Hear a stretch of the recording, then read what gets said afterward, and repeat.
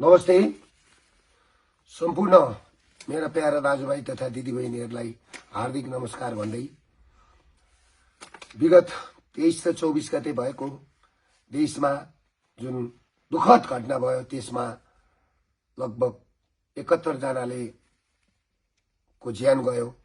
उहाँ ज्यान जाने परिवारहरूलाई हार्दिक श्रद्धाञ्जली भन्न चाहन्छु र घाइते परिवारलाई शीघ्र स्वास्थ्यको लाभको कामना गर्न चाहन्छु। साथै म एउटा कुरा आज तपाईहरुलाई स्पष्ट भन्न चाहन्छु, हामीले पनि हाम्रो हस्पिटल बीएनसीमा 150 जनाको निशुल्क उपचार गरेर घर पठाउने काम गर्यौं र अहिले पनि आईसीयूमा 15 जनाको सिरियस स्थितिमा उपचार भइरहेछ। हामीले बिना पैसा उपचार गरेर पठाइरहेका छौं।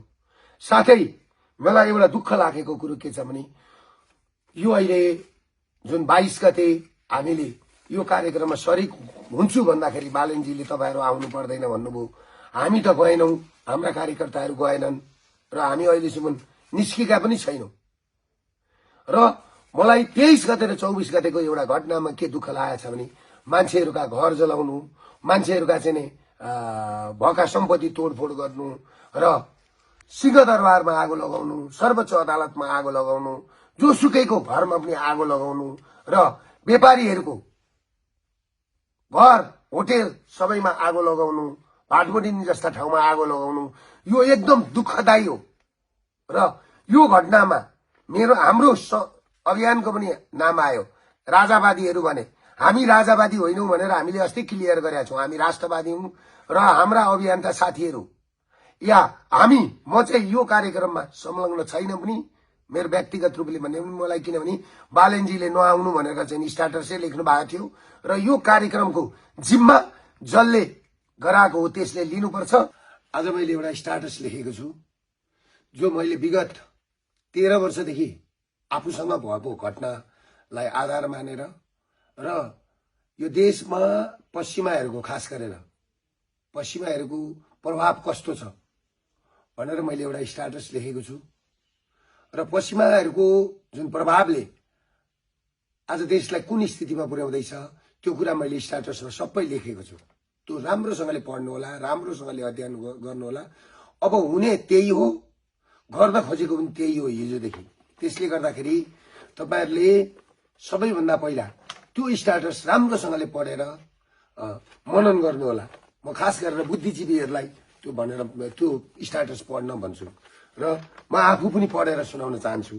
2028 सालमा राजा महेन्द्रको रहस्यमय निधन, त्यसपछि 2028 सालमै नयाँ शिक्षा लागू, 2037 सालमा जनमत संग्रह, 2046 सालमा जनआन्दोलनपछि प्राप्त प्रजातन्त्र त्यतिले पनि नपुगेर 2052 सालमा जनयुद्धको सुरुवात, 2058 सालमा हिन्दूका प्रतीक राजा वीरेन्द्र सहित राजपरिवारका सदस्यहरूको रहस्यमय दरबार हत्याकाण्ड, 2072 साल असोज 3 गते पूर्ण रूपमा राज संस्था र हिन्दू अधिराज्यको अन्त्य गरी संविधान जारी, संविधान मार्फत नेपालबाट हिन्दू राष्ट्र हटाई राज संस्थाविहीन धर्मनिरपेक्ष राष्ट्र घोषणा गर्न सफल। त्यसैगरी 2079 सालमा डाक्टर गोविन्द केसी जस्ता पात्रलाई प्रयोग गर्दै केही वकिलहरू, केही मानव अधिकारवादी साथै केही समाजमा नाम चलेका विज्ञहरू भन्ने, आफूलाई विज्ञहरू भन्ने, राजनीतिक विश्लेषकहरू भन्नेहरूका साथै सर्वोच्च अदालतका केही पूर्व प्रधान न्यायाधीशहरूलाई समेत प्रयोग गर्दै सर्वोच्च अदालतदेखि देशका संवैधानिक निकायहरू कब्जा गर्ने, सामाजिक सञ्जाल आफ्नो नियन्त्रणमा लिई चरम दुरुपयोग गरी उज्जवल थापाको नेतृत्वमा विवेकशील साझा पार्टीको उदय गराइयो। युवा पुस्तालाई विदेश पलायनमा बाध्य बनाउने, मेडिकल शिक्षा र +2 माथिको शिक्षा प्रणाली पुरै ध्वस्त पार्ने, देशलाई नागरिक विहीन बनाउने खालको षड्यन्त्र तीव्र गतिमा अघि बढाइयो। त्यस्तै क्रममा विवेकशील साझा पार्टीको प्रयोग गरियो। त्यो पार्टीको अस्तित्व समाप्त भएपछि त्यसका 70% सदस्यलाई राष्ट्रिय स्वतन्त्र पार्टी र 30% लाई अहिले जसले देशमा षड्यन्त्रको बिरुवा रोप्यो उसैको समर्थक बनाएर पठाइयो। यसको अन्तिम उद्देश्य भनेकै अहिले भर्खर हामी राष्ट्रवादीहरूले उठाउन लागेको वैदिक सनातन हिन्दू राष्ट्र लघु वित्त पीडित, सहकारी पीडित, ब्याङ्क पीडित, ब्याङ्कबाट कालो सूचीमा परेका र भ्रष्टाचार विरुद्धको आन्दोलनलाई ओझेलमा पार्दै वैधानिक रूपमै अब चाँडै चुनाव गराई जनताकै मतबाट पश्चिमाहरूको ठूलो डिजाइनमा यो देश कब्जा गर्ने ठूलो खेल सुरु गरिएको छ।